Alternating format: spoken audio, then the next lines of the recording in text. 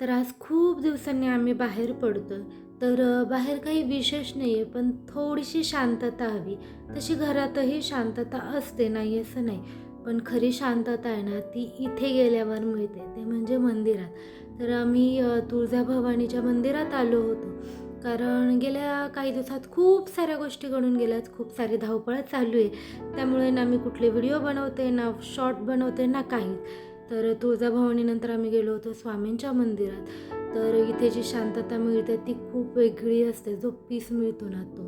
आणि खरं तर सकाळी जायचं होतं, पण आम्ही खूप उशिरा गेलो कारण यांची थोडी कामं होती, त्यामुळे घरी स्वयंपाकही केला नव्हता.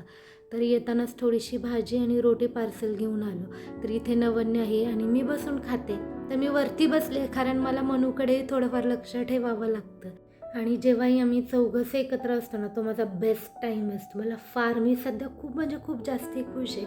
बऱ्याचशा गोष्टी चालू आहेत. त्या जमलं तर बहुतेक मी शेअर करेल, नाहीतर असेच छोटे-छोटे व्हिडिओ तुमच्यासोबत शेअर करत जाईल.